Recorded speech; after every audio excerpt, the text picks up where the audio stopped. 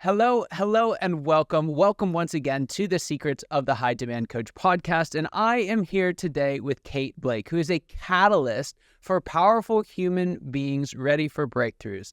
After a decade of experience as an advisor to startup founders, Kate created a program that unleashes human potential, often buried by outdated workplace infrastructures, and part business wizard, part energetic businesswoman, part straight-talking best friend you didn't know you needed. She helps you stay aligned as your mission's power, responsibility, and business compounds.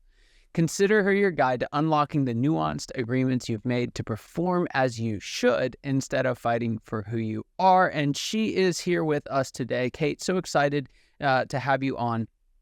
You had this cool little list. It was almost like a side note on your website, but it just jumped right off the page for me. I think because of the simplicity of it. And that was, you said, successful startups require 4 things. They require the right product, the right time to market, you can't run out of money, and the right team. And one of the things, all of those are true. We're going to dive into those. But one of the things that I noticed wasn't on that list was the right founder. And so having done this as many times as you had and having counseled so many people through it, is there such a thing as the right founder? I mean, I think when you look at VCs, you look at investment, you look at like betting on, what's going to work. Most VCs will say that they're going to bet on the person, not the product or not the idea or the team. So I guess I would put founder in team. I mean, I think that obviously needs to be a big part. It depends on the kind of founder that you are also, if you're the guy or girl who wants to start something and get it off the ground and get it in motion, you're a builder, you like to have your hands in it.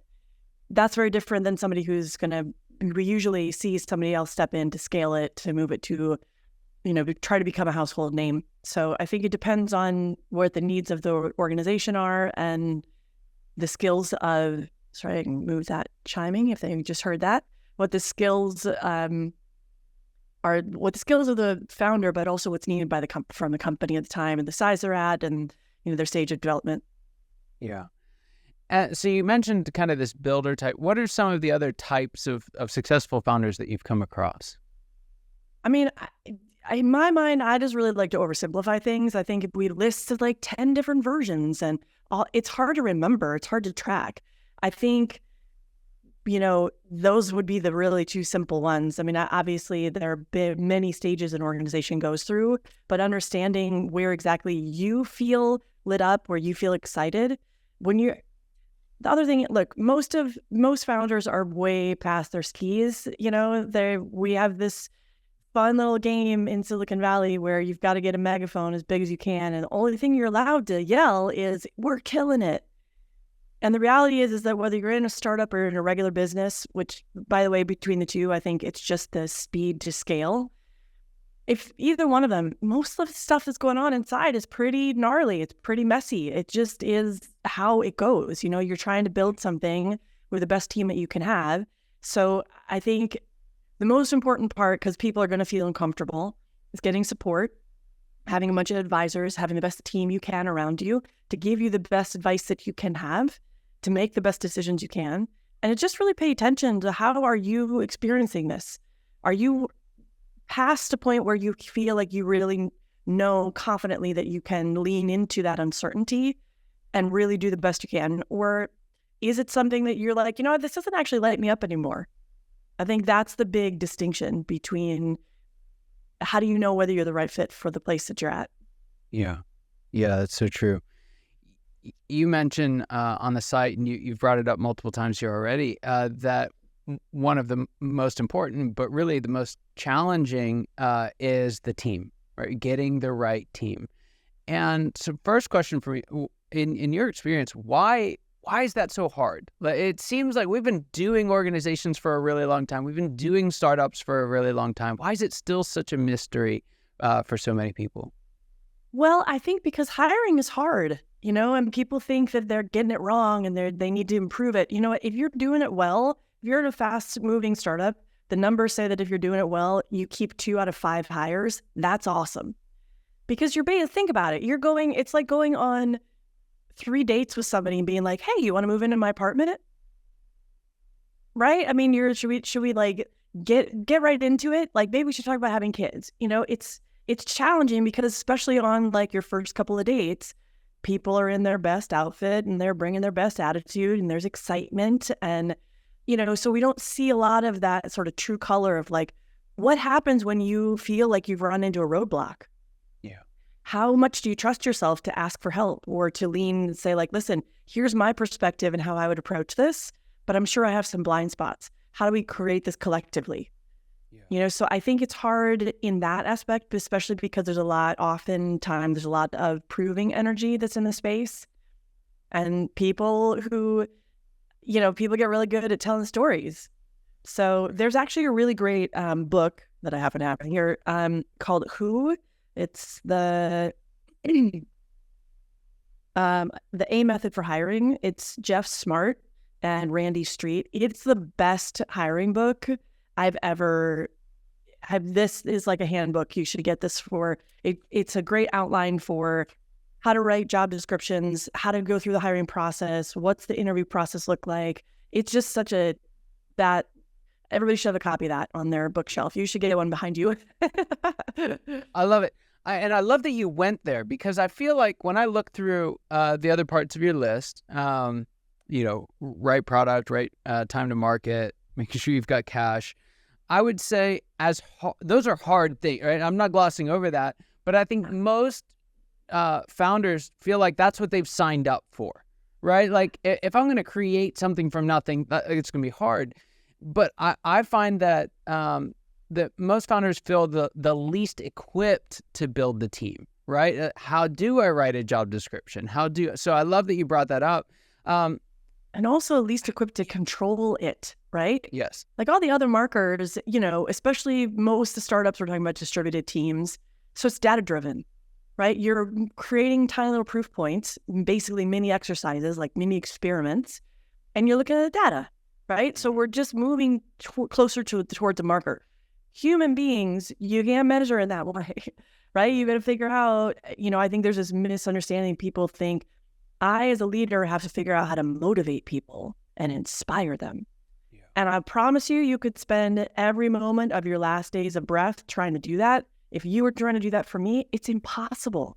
Even if it was at your 100% intention and attention, what we've got to do instead is figure out from people, what is the thing that's actually going to get you so excited that you're going to beat your alarm because you cannot wait to get in here to work on something. Yeah. If you ask an average employee that, they don't know how to answer that.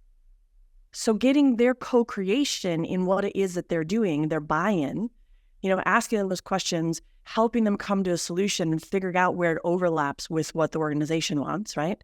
Even if you just a simple question, what do you not know how to do right now that you'd love to know how to do in 6 months?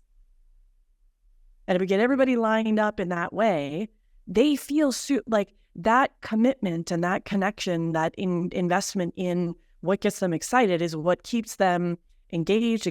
What gets them, thinking of the company is more than just numbers and more than just like an outcome, right? And you look at any study, engagement, it's just like productivity goes off the chart.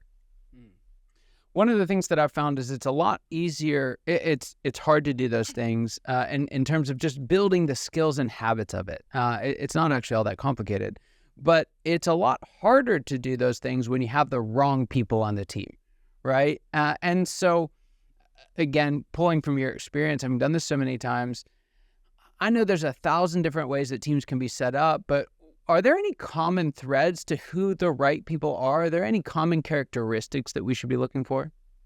I think at one point, part of it is making sure you have a good understanding of you have your own self-awareness, because we have a list of assets or skills that people need to be able to accomplish. Once we do that, once we get those all checked off, then we have almost this unconscious awareness around, well, do I like this person? Would I want to actually spend time with them? Do I want, that's kind of where we lean on, almost unconsciously. Right. The tricky bit about that is that what that means is you're hiring people that you feel comfortable with because they're a reflection of you. You probably would do a lot of things the same way. You would, you have similar background, you have that kind of thing. That can be fine, except for the fact that if you are a self-starter, and you do not feel comfortable asking for help, and you just like pick up the thing and you do it on your own and you get it all to go, and you just like, you might even somewhere kind of in the back of your mind think that asking for help is really a weakness, that kind of thing. You're now going to hire a whole bunch of team members that are doing exactly that same thing. Yeah. So their ability to work together, their ability to connect, and their ability to actually thrive together is pretty small if we aren't making sure that we've got some connectors in there, and we've got the way of communicating and understanding how it is that you are leading, because they're going to mimic that. Yeah. Yeah, it's so true. So, Kate, there's this question that I like to ask everyone, and I'm very curious to see what you'd have to say. So, what would you say is the biggest secret that you wish wasn't a secret at all? What's that one thing you wish everybody watching and listening today knew? I think I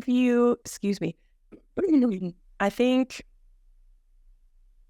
we have an idea that as we're tracking, product market fit and systems and scalable items and softwares and, tactical approaches, we think that that's the majority of what makes a business run. And I would almost completely disagree. There's an importance of them. I think it's about 20% of actually what leads you to success. The other 80% is about how it is that you are showing up, how you feel, and where you're making decisions from. If you're making decisions from a place of scarcity, of lack, of overwhelm, you're making the wrong choices. I mean, if you think about it, like if we think about systems and doing the right thing, like let's say we go back to that dating analogy, right? So we get the guy and we get him in the perfect suit and we do his hair and we get him he's got the great glasses, he looks amazing. And we're going to bring him into a room full of potential women who could date him. That's the stuff, right? That's all the tactical pieces, the systems, all those things. In the meantime, if he internally feels like, I am such a loser, there's no way these women are going to talk to me, his shoulders start to kind of fold in, if there's no self-confidence at all, no one in that room is going to talk to him. Yeah. Reversing that, if you bring somebody in the room who looks a little bit like, all right, what's this about? But he loves himself. He feels confident. He's funny. He engages with people knowing about his own shortcomings and like, I know there's a whole bunch of things that I have to learn, but I actually like who I am. Yeah. That confident piece and that ability to hold your own sense of agency is the most important thing, both as a leader and for the success of your business. It's so true. Yeah. Oh, it's so true.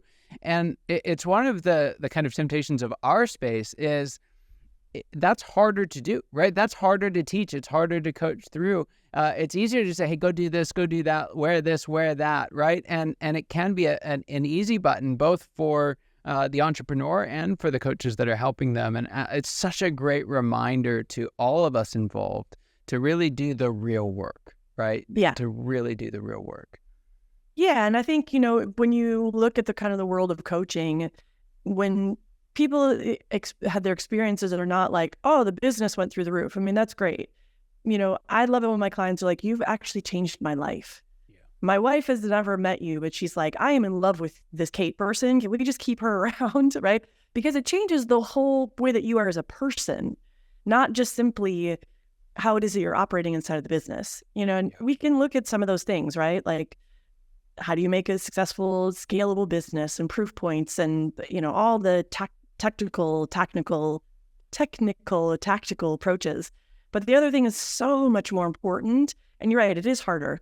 It takes a little bit more time to restructure behaviors and to move people in that direction. But it is so worth it. Because I promise you, nobody started a business thinking, I want to feel stressed and overwhelmed and like this thing is running my calendar. I have no agency in my life.